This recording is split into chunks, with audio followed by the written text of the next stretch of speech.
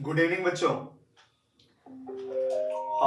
इलेक्ट्रोस्टैट में हम Gauss theorem के ऊपर बेस्ड आज एक सिंपल सा क्वेश्चन करेंगे। बहुत सारे क्वेश्चन हम गॉस थ्योरम के ऊपर आज करेंगे।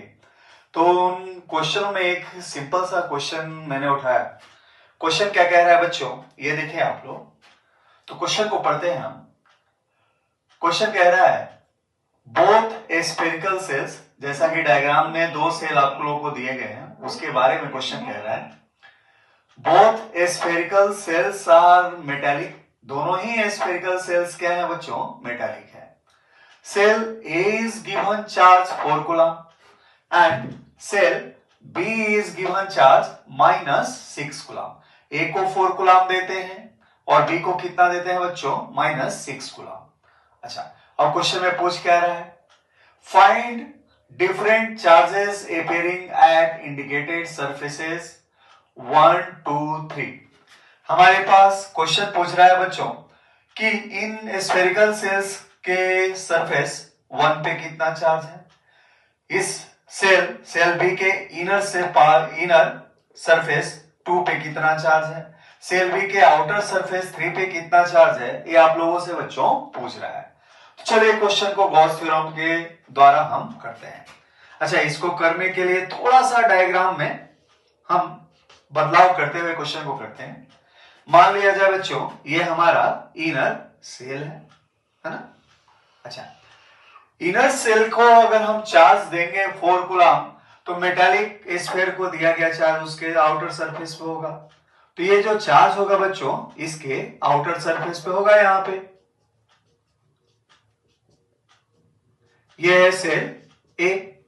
अच्छा, कितना चार्ज होगा, तो इसके सरफेस पे जितना आपने चार्ज दिया है पूरा का पूरा चार्ज इसके सरफेस पे आ जाएगा। किसी भी मेटालिक स्फीयर को दिया गया चार्ज हमेशा उसके आउटर सरफेस पे आ जाता है, प्रोवाइडेड कुछ और इसके साथ ना तो अर्थिंग किया हो ना तो कोई और कंडक्टर कांटेक्ट में रखा गया हो। कोई भी कंडक्टर हो उसको दिया गया चार्ज उसके आउटर सरफेस पे डिस्ट्रीब्यूट हो जाएगा। तो यहाँ पे जो कंडक्टर है स्फेरिकल सेल है, तो इसको आपने 4 कूलम का चार्ज दिया तो ये इसके सरफेस पे आ जाएगा। तो इसके सरफेस फर्स्ट के ऊपर बच्चों कितना चार्ज होगा, तो 4 कूलम होगा। अच्छा, अब इस डायग्राम में जो सेल बी है, सेल बी को हम ऐसे बनाते हैं बच्चों। देखिए ये हमारा सेल बी है। अच्छा, सेल बी को बनाने के लिए मान लो हमने किया क्या, इसके सरफेस को थोड़ा सा मोटा कर दिया ताकि इसके दो सरफेसेस इनर और आउटर को अलग अलग हम दिखा सकें। ये हमारे पास बच्चों इनर सरफेस सेकेंड है, ये वाला इनर सरफेस क्या है बच्चों, थर्ड है। तो क्वेश्चन कह रहा है कि 1, 2, 3 सरफेसेस पे क्या चार्जेस अपेयर होंगे। तो 1 सरफेस पे तो हमने बच्चों निकाल लिया कि चार्ज क्या होगा, 4 कूलम। अच्छा, अब सेकेंड सरफेस पे चार्ज क्या होगा सेल बी के, और सेल बी के थर्ड सरफेस पे क्या चार्ज होगा, इसको निकाले हम। तो देखिए होता क्या है, जब इस स्फेरिकल सेल ए के सराउंडिंग में सेल बी का ये इनर पार्ट आता है, तो इसके फेसिंग सरफेस पे चार्ज उतना ही जाएगा जितना चार्ज 4 कूलम का है लेकिन अपोजिट मैग्नीट्यूड का होगा। ये गॉस का थ्योरम कहता है। अगर दो सिमिलर फेसिंग सरफेसेस एक दूसरे के पास रखे जाएं या दो कंडक्टर एक दूसरे के बहुत पास रख दिए जाएं बच्चों, तो उनके फेसिंग सरफेस पे equal and opposite charge appear हो जाता है। तो इस सरफेस पे है 4 कूलम, तो इस सरफेस पे कितना आ जाएगा बच्चों, तो देखिए यहां है तो बच्चों 4 कूलम, तो इस सरफेस पे चार्ज कितना आएगा, -4 कूलम। क्यों, इस चीज को चाहो तो गॉस थ्योरम में आप प्रूव भी कर सकते हो। अगर आप एक ऐसा इंडिकेटेड डॉटेड गॉसियन सरफेस लो, तो गॉसियन सरफेस कहां है, इस मेटालिक सेल के अंदर है। तो यहां पे तो इलेक्ट्रिक फील्ड की वैल्यू 0 होगा। किसी भी मेटालिक सरफेस के अंदर इलेक्ट्रिक फील्ड की वैल्यू क्या होता है, 0 होता है। तो इस डॉटेड गॉसियन सरफेस से जुड़ा हुआ जो इलेक्ट्रिक फ्लक्स होगा बच्चों ये तो 0 होगा। लेकिन किसी भी सरफेस से जुड़ा हुआ इलेक्ट्रिक फ्लक्स, एक क्लोज सरफेस से जुड़ा हुआ इलेक्ट्रिक फ्लक्स किस पे डिपेंड करता है बच्चों, Q inside upon epsilon not पे डिपेंड करता है। तो चूंकि इस डॉटेड ब्लू कलर का ये जो सरफेस है इससे जुड़ा हुआ फ्लक्स तो जीरो है, जिसके कारण आप कह सकते हो कि इसके अंदर टोटल चार्ज क्या होना चाहिए, जीरो होना चाहिए। तो टोटल चार्ज को जीरो बनाने के लिए आप क्या करते हैं, चूंकि यहां सरफेस पे चार्ज है 4 कूलम, तो आप इमेजिनेशन कर लेते हो कि ये जो सेकेंड सरफेस है इसके ऊपर कितना चार्ज रहा होगा, तो -4 कूलम चार्ज रहा होगा, जिसके कारण इस डॉटेड सरफेस के अंदर टोटल चार्ज क्या होना चाहिए, जीरो होगा, है ना। इस डॉटेड सरफेस के अंदर टोटल चार्ज को जीरो बनाने के लिए आप क्या करते हो, इनर सरफेस पे एज्यूम कर लेते हो चार्ज क्या है, -4 कूलम। तो इस तरीके से अभी तक से हमने देखा कि पहले सरफेस पे चार्ज आया 4 कूलम, उसके जस्ट फेसिंग सरफेस पे चार्ज क्या आया, माइनस कितना आया बच्चों, -4 कूलम, और इसको हमने गॉस थ्योरम से प्रूव कर लिया।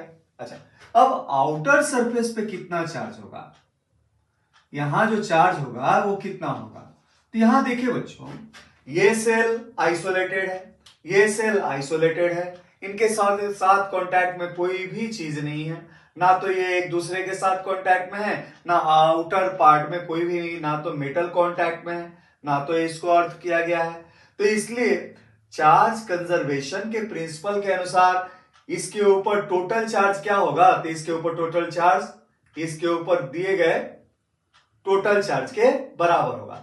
लेकिन आपके क्वेश्चन में कह रहा है कि सेल बी को आप चार्ज कितना देते हो बच्चों, तो -6 कूलम चार्ज देते हो। तो इसके आउटर सरफेस पे जो चार्ज होना चाहिए वो कितना होना चाहिए बच्चों, -6 कूलम होना चाहिए, प्लस कुछ और चार्ज होना चाहिए। क्यों, क्योंकि किसी भी स्फीयर को दिया गया चार्ज हमेशा उसके आउटर सरफेस पे चला आता है। तो इसको अगर आप चार्ज देते हैं -6 कूलम, तो ये तो इसके सरफेस पे आ गया -6 कूलम, लेकिन इसके सरफेस पे, इसके इनर सरफेस पे चार्ज है -4 कूलम, लेकिन इसके आउटर सरफेस पे टोटल चार्ज होना चाहिए आपको कितना, -6 कूलम। तो आपके पास क्या है कि हमारे पास टोटल चार्ज को -6 कूलम को करने के लिए इस स्फीयर के ऊपर आप इमेजिनेशन करते हो कि इसके आउटर सरफेस पे -6 कूलम के अलावा एक और चार्ज है 4 कूलम, बाय विच, जिसके कारण टोटल इसके ऊपर चार्ज कितना होगा भाई, total charge on 8 equal to कितना होगा बच्चों, तो -4 कूलम प्लस 4 कूलम -6 कूलम, अर्थात कि -6 कूलम, अर्थात कि चार्ज के कंजर्वेशन प्रिंसिपल के अनुसार इसके ऊपर टोटल चार्ज की वैल्यू कितनी होनी चाहिए, इसके ऊपर दिए गए चार्ज के बराबर होनी चाहिए। इस तरीके से इसके आउटर सरफेस पे चार्ज कितना होना चाहिए बच्चों, तो इसके आउटर सरफेस पे चार्ज होना चाहिए कितना, -6 कूलम प्लस 4 कूलम, अर्थात कि कितना, -2 कूलम।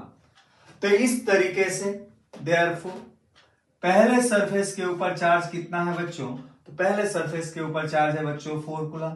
अच्छा, सेकेंड सरफेस पे चार्ज कितना है बच्चों, तो सेकेंड सरफेस पे है -4 कूलम, और थर्ड सरफेस पे कितना चार्ज है, तो चार्ज के कंजर्वेशन के अनुसार इसके ऊपर चूंकि टोटल चार्ज होना चाहिए हमेशा -6 कूलम, लेकिन इनर सरफेस पे -4 कूलम आने के कारण +4 कूलम का एजम्पशन हम आउटर सरफेस पे कर लेते हैं, जिसके कारण थर्ड सरफेस पे जो चार्ज आया है कितना आया बच्चों, -6 + 4, अर्थात कि कितना आया बच्चों, -2 कूलम। इस तरीके से इन स्फेरिकल सेल्स को दिए गए चार्जेस डिफरेंट सरफेसेस पे बच्चों इत ऐसे अपीयर हो जाते हैं जैसा कि मैंने यहाँ पे इंडिकेट किया है।